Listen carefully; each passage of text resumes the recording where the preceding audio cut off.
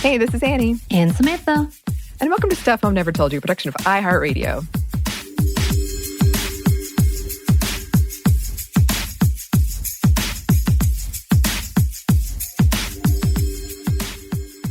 Ooh, okay, so I have to start with a question again, don't I? I mean, you don't have to. I mean, I feel like it's tradition now. So let me ask. Oh, God, I have to think. I didn't mean for this to become a stressor. This is where I'm like really struggling. You know what? I have a good one. Yesterday was your birthday. Today is 8/25, even though, yes, it's not that time frame as you're listening, whenever you listen. But yesterday was Annie's birthday. So, Anney, can you tell me what was the best thing you did on your birthday during quarantine? Because we're still quarantining.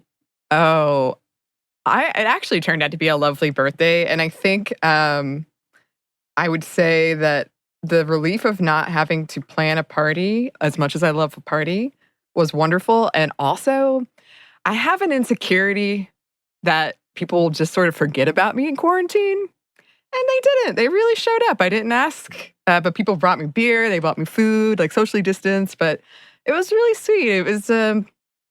I'm lucky to have a really good group of friends, you included, Samantha. Oh, thanks. Yeah. Our celebration is coming a little later. Yeah.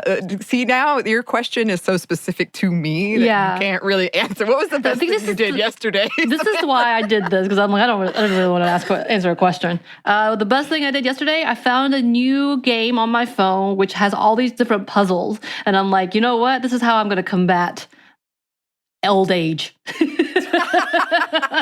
Dementia, as I'm struggling with the words. Perfect. That's good. Yeah, so that's the best thing I did yesterday. So, yeah. Anyway, I'm glad to know that you had a good birthday. And today, because I love when my friends come on, we have back Melody Bray, who was with us earlier this season. I guess every day's ours. I don't know. What is this? This year? Earlier this year? This time frame? Oh my God. To talk to us about the discrimination in housing and women and how it's affecting us today and in the pandemic. And she is back. Welcome. Back.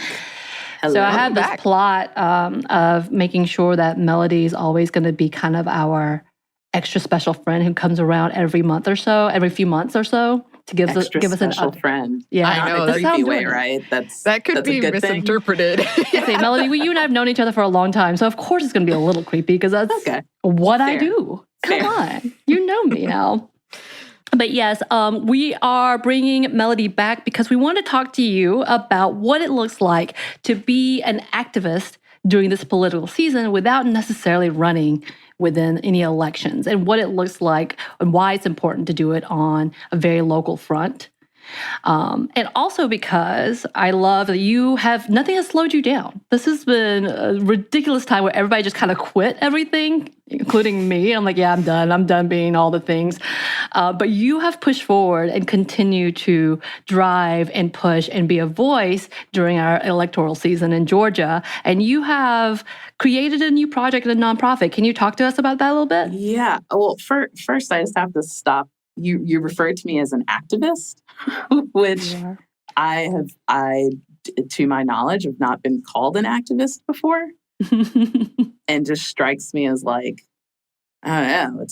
It seems like such a big and weighty word. Like I just view myself as like a person who sees gaps and fills them if possible, or gets a friend to fill them if I can't do it. So thank you for speaking so highly of me. It just sounds weird coming out of your mouth. I've heard that before. Current project is called the Georgia 55 Project. And we are just a group of women here in Atlanta who we've kind of been motivated by 2016. I'd say hands down, the best thing to come out of Donald Trump's presidency, in my view, is an increased awareness and motivation. And, people are actually paying attention to what's going on around them more. So a couple of friends, Abby Green, Katie White, they decided they wanted to go hand out pizza and water during the 2018 midterms in light of the press coverage that was coming out about then Secretary of State Brian Kemp running against Stacey Abrams for governor. And then this past June, with the primaries going on and everybody with eyes had the ability to see that we had this convergence of events that were going to turn into some sort of debacle on the day of the primary. Abby and Katie, along with another gal named Adelaide Taylor, decided they were going to do their line warming efforts again. And then meantime, I, on another side, was planning on doing my own little line warming effort. And we kind of all like virtually met up. Like some folks were like, hey, you're doing this over here and another group's doing this over here. Why don't you guys combine your superpowers and see what you can do to provide food, water, COVID supplies to folks who were standing in line. And in a matter of a few days, we were able to raise $11,000 to support our efforts to buy all those provisions for folks in line. We hit 60 precincts around the metro Atlanta area to support voters. And most importantly, I felt like we brought like joy and encouragement to people standing in line. It was hot. It was so hot that day. Right. And if it wasn't hot, it was a deluge of rain. It was one or the other. There was no in between. We did that. And knowing that November 3rd was coming up, we decided we were going to pivot from election day to a focus on election month. Mm-hmm. And so Georgia 55 Project feels like every person who votes early is a person who is not in line on November 3rd. Mm-hmm. And we are raising money to be able to provide early voter incentives to folks and then support those who are actually coming out on November 3rd and providing resources to underrepresented communities on, absentee ballot packets, instructions on how to do that, where your early voting locations are, what some of these roles are on the ballot, how do they affect your daily life, that kind of thing. And we're doing it all through kind of food-centric things. So putting those packets in food bank boxes that go to underrepresented communities, or we'll be at the MARTA, which is our public transit system here, the MARTA farmers markets, targeting those communities, being able to get absentee ballot requests packets into their hands, and then follow up the next week when we're there again, when they have a question about the ballot. Come back to us, talk to us, just being that kind of resource. I love that so much. And just to kind of go back and talk a little bit about what happened in Georgia, because you have done a nice job on making it a positive spin when all I saw was a disaster. So in my pessimistic spin, so much like a lot of other states, Georgia had a lot of confusion. Wasn't the best. And a lot of problems in the whole voting, the fact that they had closed down locations and didn't give people enough time to really prepare or know where to go, one. Two, they also had the long-ass lines that took forever because either the machines were faulty or the place did not have enough machines. All of these big, huge problems, which ended up being an 8-hour wait, if not longer, for a lot of people. That the thought was they were going to start to leave, which, by the way, that didn't happen. People were pissed and they wanted to vote and they were more determined, and I loved that. And it was a huge delay within, and a lot, actually, it opened up a big conversation about the controversy of what is happening in these areas. Why are these places being closed? Why are they being neglected? And why are people not being made aware of the changes that are happening until the day of, when it's almost too late or more frustrating and making people turn away? And you and these group of ladies came together to make it a more positive experience, which was phenomenal. And I loved hearing of that. And then coming in behind that and making it a preventative measure within November, because we don't really have any solutions. There's no conversations of real solutions right now outside of the fact that, the State Farm Arena, which opened up a lot of space and a lot of opportunity, and we are very grateful to have that. I know around the country, other arenas are starting to do the same, trying to give more opportunities for people to vote. But it did open up this conversation of what is happening and why are these specific areas being targeted, because it seemed like when you started looking at people's complaints and where the complaints were coming from, it was more populated urban areas, which had a lot of complicated questions coming out of it. And I did want to talk to you about a little bit about what you saw, because you're also a lawyer who, if I said, like, I have referred to your services before.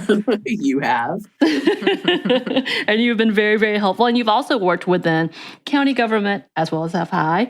And you have seen a lot of the small local stuff and how it can be effective, as well as how it could be harmful if people don't understand what's happening within those types of elections. So I want to talk about all these things, including the fact, as we were talking about a little bit, part of the conversation about this complicated process in order to vote in person, is it a part of the bigger conversation of voter suppression? I know you're working on anti-suppression activism, and can you kind of talk about what is happening, what you see as a problem?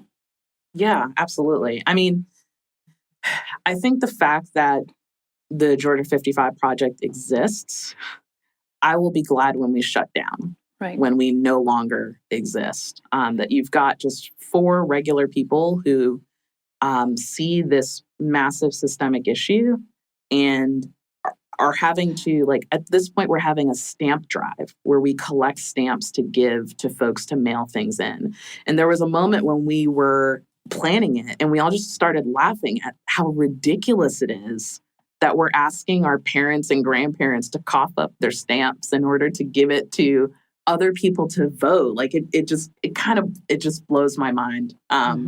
It blows my mind. So getting to what you were saying of whether voter suppression is an issue or not, this is a partisan topic, and you largely fall on one part of the line or the other, depending on what party you're in general, which I think is unfortunate because the facts say something different. It's clear. So if you're going to talk about voter suppression, you have to talk about the relatively recent Supreme Court ruling in Shelby versus Holder that struck down Section 5 of the Voting Rights Act. And that section was put in the act originally in order to force or mandate states, anytime they were going to make some sort of process change to elections, they had to get some sort of federal approval or oversight. And the ruling of the court essentially was that we've made such strides since this act was enacted in 1965 that we don't really need that oversight anymore. Ignoring the logic that perhaps the fact that this act exists is the reason we've made such great strides. And so when evaluating whether suppression exists, you have to really focus on kind of the years leading up to Shelby versus Holder, which was in 2013, and compare from, let's say, 2010-ish to present versus pre-2010 levels. And so, for instance, in Georgia, 214 polling places were closed in Georgia since 2012, and 75% of those places were in Black counties, or predominantly Black counties. Right.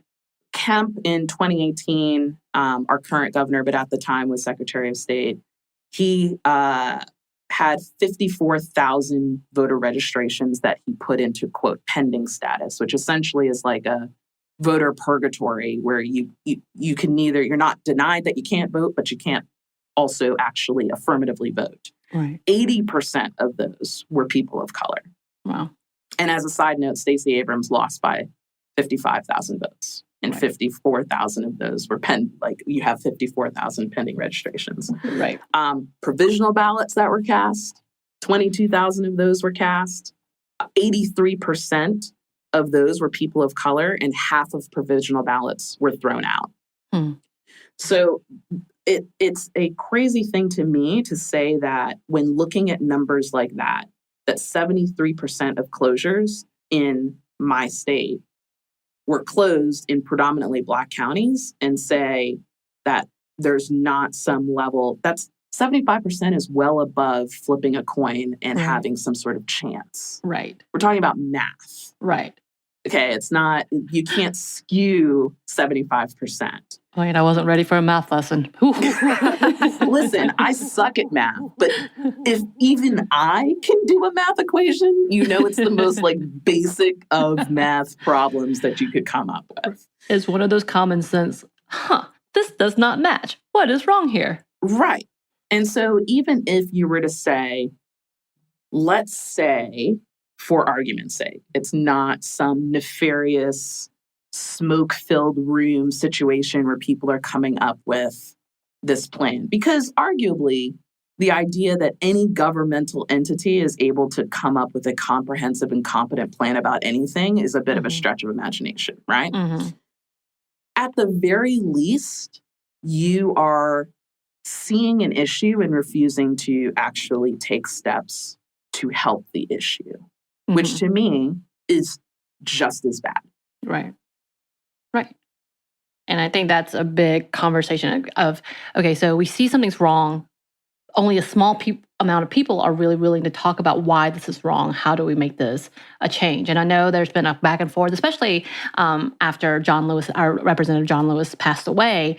One of the big conversations is, if we really want to honor him, you would talk about the voting rights and how to fix it and vote on it, which has been in a stalemate, from what I understand, a long, long time because of the majority leader who's decided to table it. That's a whole other conversation in itself. And obviously, this is such a broad subject that goes beyond just when we're talking about feminism in itself, just how it breaks down all the system. But I did want to talk about who it is affecting. And when we talk about targeting and who is being suppressed, one of the loudest voices, as well as most fearful, people are afraid of, it seems like, is Black women. And specifically women of color, but Black women specifically, because you see things, as we've talked about with Kemp, and I'm not going to lie, there's a lot of things that's happening, but whether it's going after a specific mayor who happens to be a Black woman when it comes to mask mandates instead of everybody else who has these mask mandates, as well as going after Stacey Abrams and her fight and her trying to find equal rights and fairness in voting. That's a whole other conversation. But in itself, we have a history, and we actually had a guest on, previous host, Bridget, came on talking about the fact that within Twitter, Black women were actually targeted to discourage in voting by whether it's they had fake accounts of a Black woman going after other Black women, all these things. And it being said, the reason it was allowed to happen is because people don't want to believe that, or people refuse to believe that it's happening. And because Black women are so silenced, that it is accepted. It is accepted. So I did want to talk about if you've known or seen, or have you had this conversation of why does it seem that Black women are feared and trying to be silenced?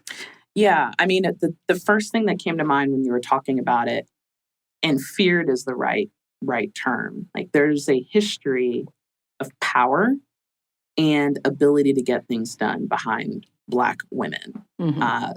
Particularly, it's almost like we've been refined by fire throughout centuries. And those of us who are still here are a certain brand, right? That survived to this date. And so the first thing that I thought of was the Doug Jones election in Alabama. Mm-hmm.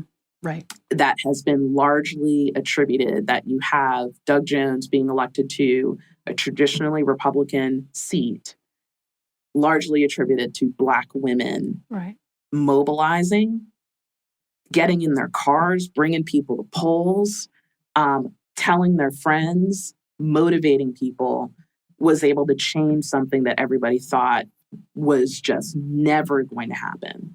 So if I am in a seat of majority, and that's any seat of majority, we're not just talking about Republicans here, any position of power, and I'm holding that seat or that position with my bare knuckles, it's of course in my best interest to figure out how to remove power from the hands of those who are inherently in their guts powerful people, if they would just do something when they decide to do something. And so I agree with you 100% that there are, that Brian Kemp issue of him coming down on Keisha Lance Bottoms on mask mandates when there were I believe five other mayors who had done the same. Mm-hmm. And of course, Atlanta is the largest city and more predominant city in Georgia. So perhaps there was some level of virtue signaling of making her, an example for the rest of them. But I just can't. Are we always supposed to believe in coincidences? Right. I mean, that's kind of how it's been swept under the rug. Be like, no. It's not a big deal. It's not a big deal. It's not what you think, which is hilarious in itself. And it's really interesting because when we're talking about going after powerful women and then women being, especially Black women, going out and telling people, you need to vote, we need to go out, we need to do things, and actually doing things such as driving people to the polls. There's one case that I did want to talk about, Crystal Mason, who was a woman who voted, and she was on parole or community service parole, and she wasn't planning to vote until her mom encouraged her to do so. So she did. That ended up costing her her freedom because she was not allowed to vote. They charged her with voter fraud.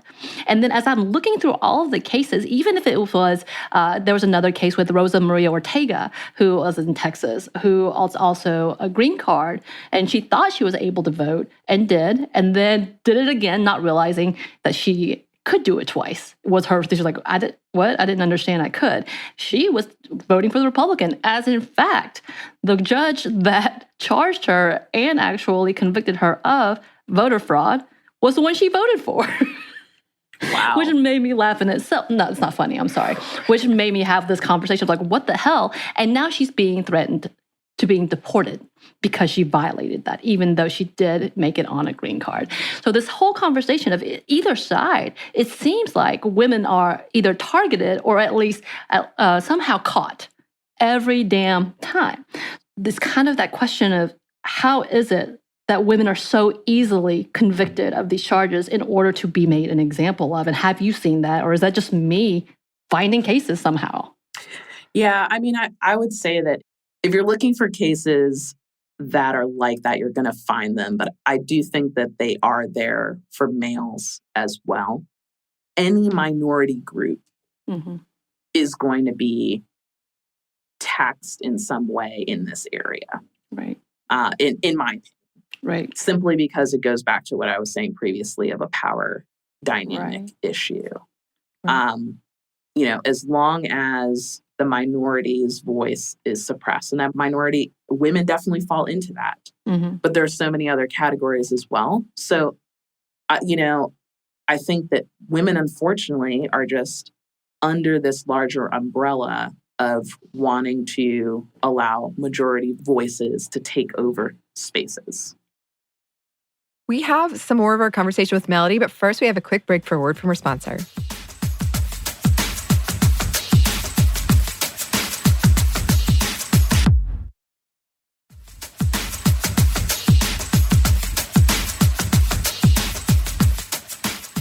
we're back. Thank you, sponsor. Let's get back into it. And I did want to kind of come back into, because it's a back and forth about, is voting a right?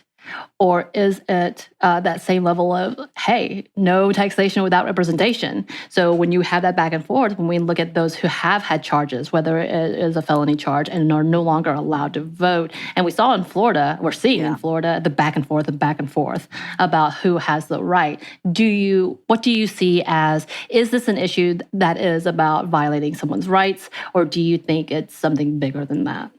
I mean, it is called the Voting Rights Act. Right. So we can start there that, people with bigger brains and more degrees than myself have come to the conclusion that there is a right there. With Florida in particular, I just found that entire scenario to be, it was almost like a double suppression, right? So you've got, for those who aren't familiar with what happened, there was an old law in Florida, it was like 150 years old, that prohibited any individuals who had been convicted of a felony, but had fully served their sentence, including probation and parole, prohibited from voting. It was put on the ballot for a vote, and Floridians overwhelmingly in 2018 said, we want to get rid of this law. Governor DeSantis then decides in response to that he wants to create a rule that you have to have, that's fine, okay, that's cool, but you have to have paid all of your court fines and fees in order to vote.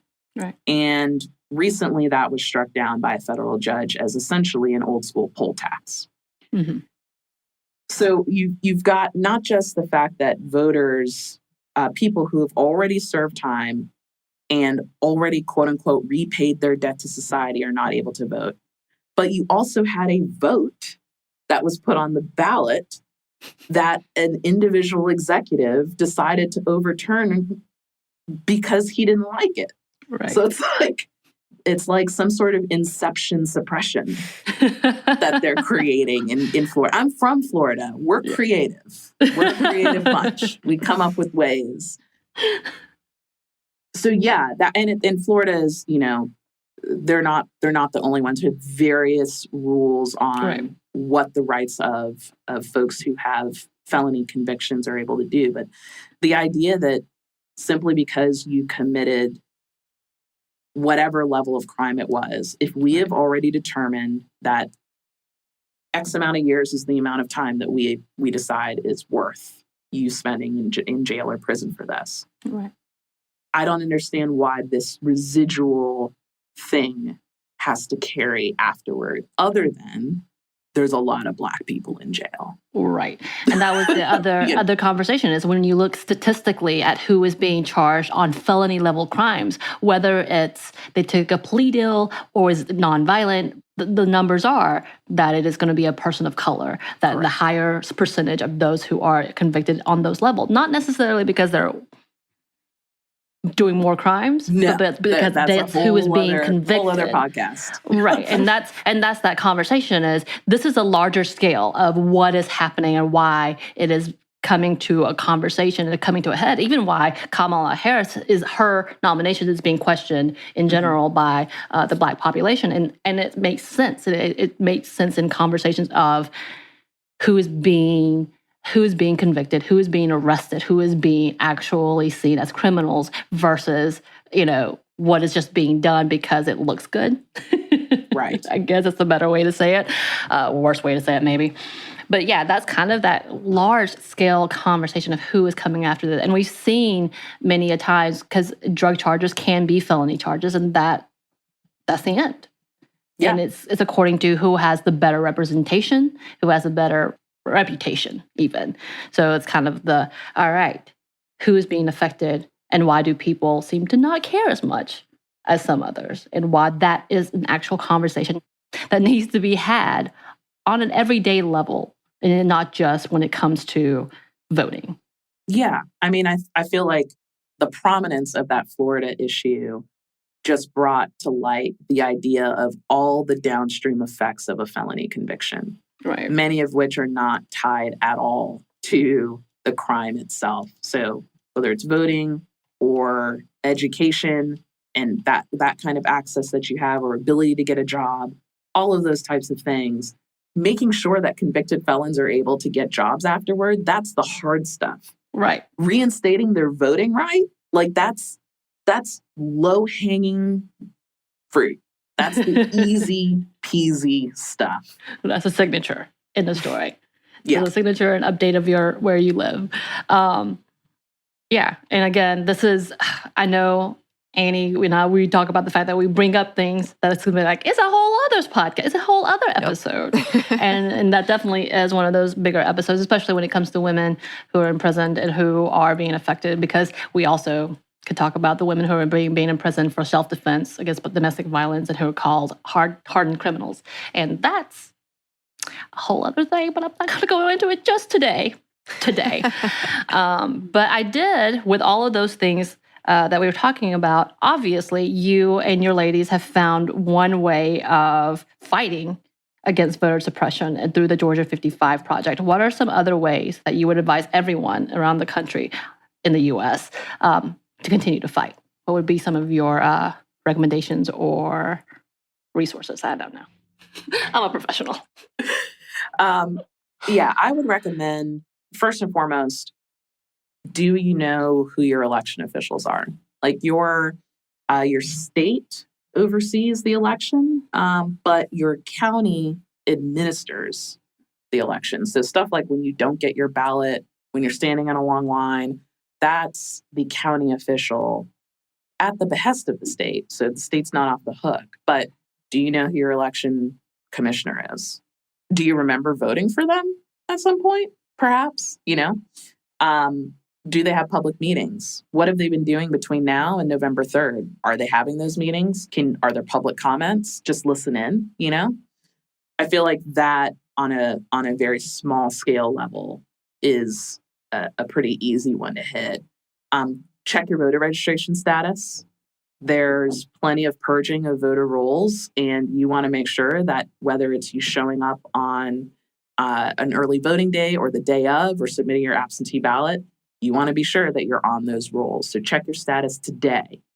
Coming up with a voting plan today. Are you doing it by absentee ballot? If you are, have you requested it? If you have, is it coming? Has it arrived? When it gets here, vote then. Don't wait until, I think in Georgia, November 3rd, of course, is general election. Absentee ballot request deadline is November 2nd. Like, no need to wait till November 2nd. Let's just do it today. Just do it today. Right. And then there's, if you're not in a battleground state, Vote Save America is doing, you can adopt a battleground state. You can text bank, or phone bank if you're good on the phone. But if you feel a little awkward about that, you can text bank to battleground states to get out the vote, to encourage people to do exactly what I'm saying right now. That's the kind of stuff that you can do literally sitting on your couch from your home in the midst of quarantine to be able to encourage people to just use their voice. John Lewis, again, he was just such a hero to me. And he had said that voting is one of our most precious gifts. Mm-hmm. And the idea that folks who came before me, who look just like me, they were willing to lay down their lives. They risked so much for this one thing. The least that I can do is go take advantage of that thing. So vote. I miss him. We all do. Now, I kind of want to go back because you did talk about absentee voting, and I just kind of wanted to have a quick conversation because I know our representatives have been letting us know that the Center for Voting Information has been sending out absentee ballots to people, and it actually is a real thing. It is. For those who are getting those, I got mine. But can you kind of talk to people about, again, why it is important that if you need to, and also check and see if your state is allowing it, because it is a conversation about absentee voting? Yeah. So in the midst of this pandemic, a lot of people just don't have the ability to go into a voting booth. Or even before this pandemic, some people can't stand in line outside for long periods of time in order to go into a voting booth. So absentee voting, make sure that you read the instructions that are provided with them and follow them to a T to make sure that your vote is counted. Most secretaries of state have a website where you can then log on and track your absentee ballot. So you can put it in the United States Postal Service box and just mail it normally. What I would say is a better step is to locate where absentee ballot boxes have been placed in your city. And those boxes are secure boxes. At least in Georgia, they're required to have 24/7 video monitoring. They have to be in well-lit areas, so there's no tampering with the box. Putting it in that box means it goes directly to your elections office, as opposed to going through the post office to the elections office. When it's received, you're able to go on the website and see it's been received, it's been actually counted toward you. Just tracking it, I think, is very important. And if it comes to November 2nd and you've tracked it and it hasn't been logged, take your butt down to the polling place. Like Michelle said, pack yourself a brown bag lunch and hop into line. If you're in Georgia 55 Project will see you in line with some food. But go go down there and actually vote in person to make sure that just because you miss that absentee ballot, you're not missing out on the opportunity to speak up on your own behalf. That's correct. And speaking of the ballot, can you, because you've already kind of jumped into about local elections and why that is really important and local issues. Can you talk on that a little bit as well? Yeah. So as I said previously, your elections are administered locally. All those cute little old lady poll workers, they run through the election board. They get their training through the election board. The machines that are being utilized at polling locations, they are provided by the state, but who's setting those things up? Who's actually making sure, like in our case, some of those lines were really long because there wasn't paper for the election machines. All of that is administered on the local level. And so the more that we pay attention to what is going on at the local level, the more that we're able to see perhaps the people that we're putting in positions that oversee these things, maybe they're not the right people. And just because it's lower down on the ballot, we think that it's a less important job. And I feel like if you're talking about what affects our day-to-day lives, oftentimes it's those really, down ballot races that are going to affect your day-to-day life. Like, how long is this line that I'm waiting in? We do have a little bit more for you listeners, but wait, we have one more quick break for a word from our sponsor.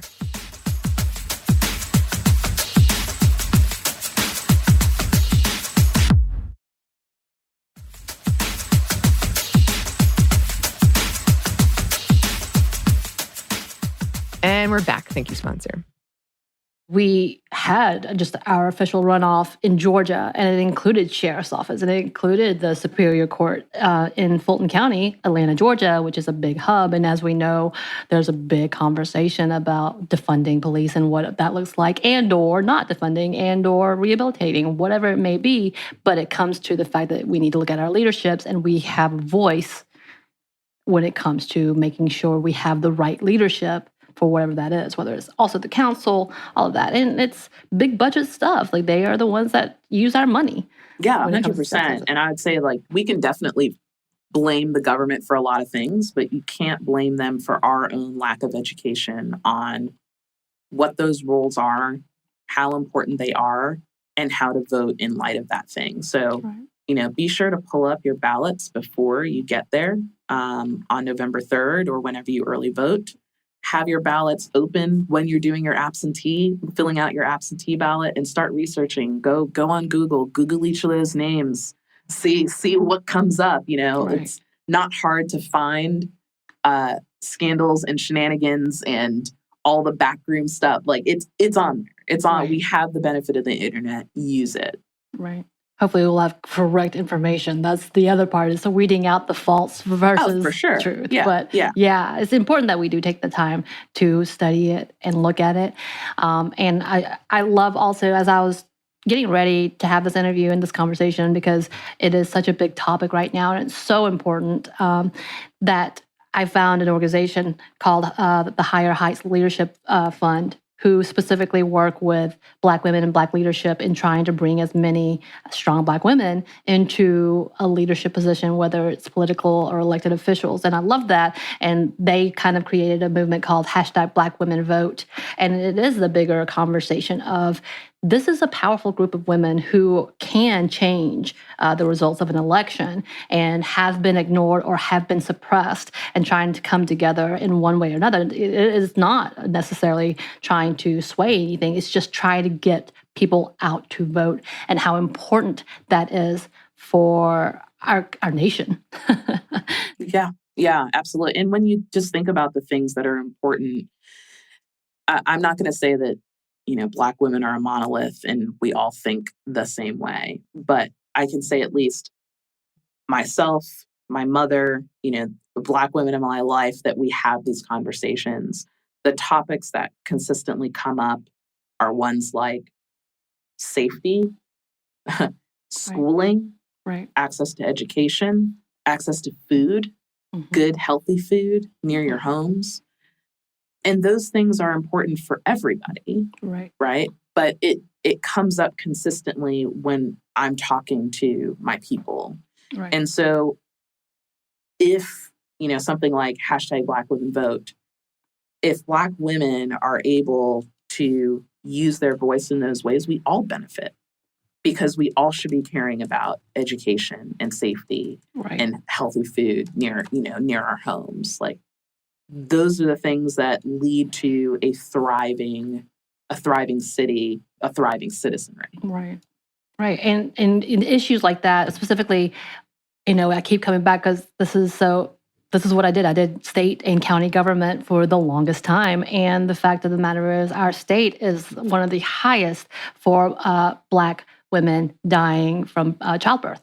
Infant mortality. Thank you. Infant mortality here. And all of those things, it's just kind of a bigger conversation of what we need to look at and why it is important that we see this as a representation of what is needed and the change that is needed and the representation that is needed, because for so long we ignored it. Too long. And in some areas are still ignoring it and still not willing to talk about the fact that this is an underlying social issue. This is an underlying political issue that needs to be talked about, that needs to be uncovered, that needs to be dissected to see why it's happening in the first place. So one of the things I would say, which this might be a controversial position, but I think that one of the reasons why it's difficult for us to get below the surface is because there's naturally going to be a defensiveness that comes up when having that discussion. Because essentially, like going back to what we were saying about voter suppression, if I come to you with those stats and I say this is a race-based issue, and if you don't see that, that means you are a racist. We no longer are having a conversation about voter suppression. Now we're having a conversation about whether I'm a racist. Right. And same thing like you were just talking about, like if we're not going to talk about what maternal mortality and its relation to race, and that's a healthcare issue, and if you don't want to address that, you are now anti-woman. Right. We're now talking about that as opposed to what can we do to solve this healthcare issue. And so I feel like there's a need to pivot the conversation away from trying to assign some level of internal motivation to the person, and more like, can we just talk about the facts? Like, can we just talk about this as an issue? Can we just agree that this is something we should be tackling? Right. And I don't have to make that be a judgment on you as a human being. Right. And I know that, I'm sure there are folks that are like, well, that's just some mealy-mouthed garbage way of going about doing this because you're not calling a spade a spade. Right. For me in particular, you can call it whatever you want. The point is I want less Black women dying in childbirth. And if we can achieve that, then whatever.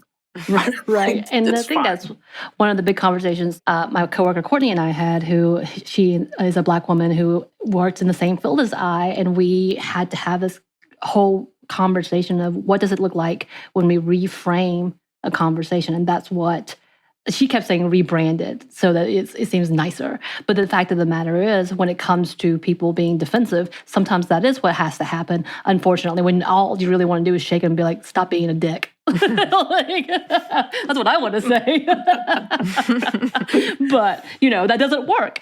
And it's kind of that fine line of who compromises to what conversation, but what is the outcome of that conversation. And it's interesting to me that the people who are the ones who are most likely to compromise are those who are the most affected. I know. Because they just want to make change. I definitely get the counter argument that's like, well, why am I always the one who has to contort myself into all these ways in order to maneuver through these spaces? Listen, that's just how it is. Right. Like, if we want to get things done, if we want to actually move the needle, then sometimes you're going to have to do extra work. My mama told me that from the very beginning. She's like, you're going to have to work harder for longer than other people. Just get used to it and keep doing it. And hopefully by myself and people like me doing that, the people coming up behind me work a little less hard the next time around. I love that. Exactly. And it's unfortunate that that's where we have to be. But yeah, I absolutely hear that. But it's frustrating. Yeah, it is. It is. I'm just saying. Anney, I've taken over the conversation again. So do you have... So quiet over there. Why do you keep letting me do this? Quiet as a mouse. You know what? I really need to work on, and this is true, I cannot interrupt people. I can't do it. Oh. So I'm just like... Just do it. It's like on my to-do list, I promise. See, I'm a Jamaican, like Jamaican culture. If you don't learn the art of interruption, you will never speak in a family the entire time. Your entire life. Never get a word in. They say you don't just ramble. Just sat in the corner and never said a thing. And I will ramble. I will keep going on my little tirades. You know this, so you'll have to. I like your tirades, though. I guess going off of that, first of all, I had many, many friends who sent me very happy text messages on voting day with the pizza. So it was a big hit. Awesome. For someone listening who maybe wants to get involved, as we've been saying, in politics, but not necessarily by running, and we've talked about text banking and phone banking, and I love food as the way to people's hearts, of course. I guess, do you have any advice for people who are maybe intimidated about how to do something like what you did, like logistics, or it could be the most basic of things? Yeah. What I'd say is that there's something like Georgia 55 Project in most cities. Like we're not special. We just happen to be here in Atlanta doing it. Find that group, and we are always looking for people to help us. Speaking on behalf of all of those groups. So we have folks who they're videographers, and they raised their hand and said, like, we can do promo videos for you and sizzle reels. Like they're used to not being seen or have to be out, but they've been able to use their particular gift and skill to help us. So think about, what is that thing that you like doing? Like, what's that thing that gets you geeked? And proactively approach that organization with like, hey, here's something I'm good at. Can I help you with that thing? And for the most part, the smaller groups are going to take you up on that. If you're going to some large, like, I'm going to go to the Democratic Party of my state, you might get a response email saying, thanks for emailing us. But for these smaller grassroots organizations, if one of the things that it's difficult for all of us to do is just fielding all of these emails when it's just a general, like, hey, I'd like to help. Mm-hmm. If you come in with, I'd like to help and I do this, do you have a need for this? They will say, yeah, no, yes, give us that. So that would be my encouragement. Awesome. Yeah, I think that's great. I think people are really fired up about it, which makes sense. So right. I know our listeners, we've got some pretty awesome listeners. And I'm excited to see what they'll do. I know. They're very skilled listeners too, I'm sure. So use those skills for good and not evil, folks. Yes. Please. That's really good advice. So is there anything else that you want to talk to us about, or anything we missed, Melody? No, I think that, it's a very, we kind of went all over the place there a little bit, but... that's how I do. Yeah, that is how you do. That is how you do. Yeah. I hope that, I can come back on after November 3rd, perhaps in sometime in December, and we have a lofty conversation about how all these efforts actually turned out to benefit voters and voter turnout. I hope so too. We definitely will. And you had mentioned a little bit earlier about having your own podcast. Can you kind of tell us about that? Yeah, I am rolling out a podcast. We come out next month. It's called Civic, SIVIK, and it's focusing on local Atlanta politics. Again, going back to how important that is. What I found during this last primary was that folks just didn't know but they didn't know. But once I let them know, I had issued a voter guide.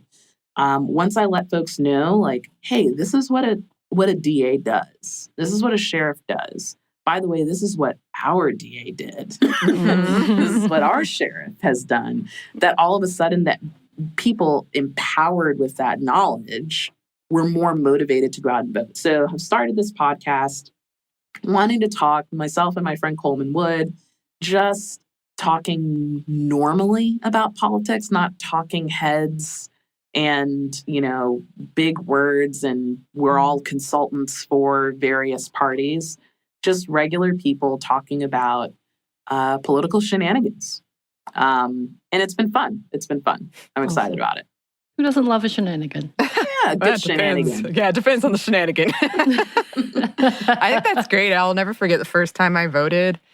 And it was, something was on the ballot that was like, so a many paragraph song. And I must have stood there and read it like 5 times and I still didn't know.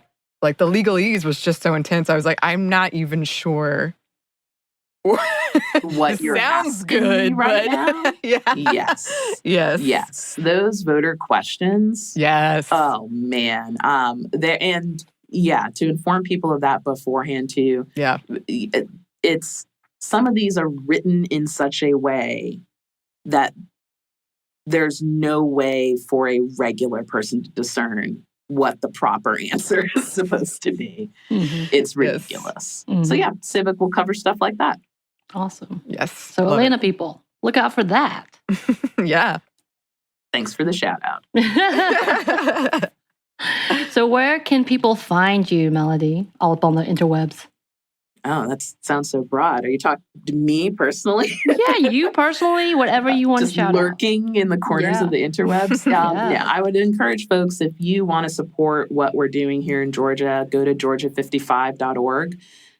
You can donate there. You can send us stamps for our stamp campaign. Or you can donate monetarily. One of the, sponsor a restaurant that is helping us in our early voter push, and that supports local business while also supporting voters. So georgia55.org. Sweet. Thank you so much for being with us, Melody. Yeah, thanks for having me. It's always a fun time. I'm going to have her as a constant correspondent for us. Constant correspondent.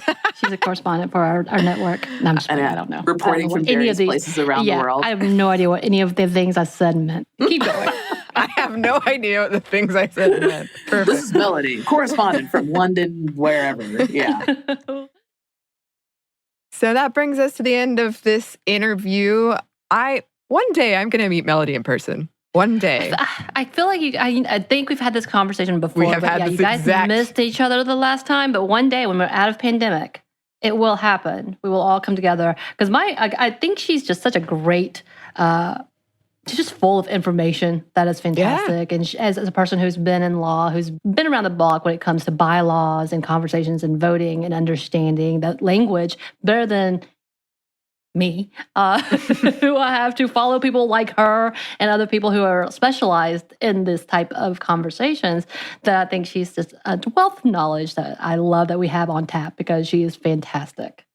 So thank you, Melody. Yes. And all great advice, everything she said. Like I said, I got my absentee ballot yesterday and it came with a cool graph that showed my voting record. And it said I was above average. And I was like, oh. Above average how? I'm easily appeased. No, it just means I vote more than average in my county. Okay, That's gotcha. all it means. It's nothing special at all. But yeah, I would love to hear what everybody else is doing out there. I know we talk a lot about our local stuff because I find it fascinating just to see what's happening. And Georgia's kind of slowly turning into a swing state, hopefully, more and more. And I know the senator race in Georgia has gotten pretty heated and pretty close. So it's kind of interesting to see. And I want to hear what's going on around the country as well. So please let us know what's happening with y'all. Yes. And you can send that information to our email, which is stuffmediamomstuff@iheartmedia.com. You can also find us on Twitter @MomStuffPodcast or on Instagram @Stuff Mom Never Told You. Thanks as always to our super producer, Andrew Howard. Thanks, hamburger guy. Thanks to you for listening. Stuff Mom Never Told You production of iHeartRadio. For more podcasts from iHeartRadio, visit the iHeartRadio app, Apple Podcasts, or wherever you listen to your favorite shows.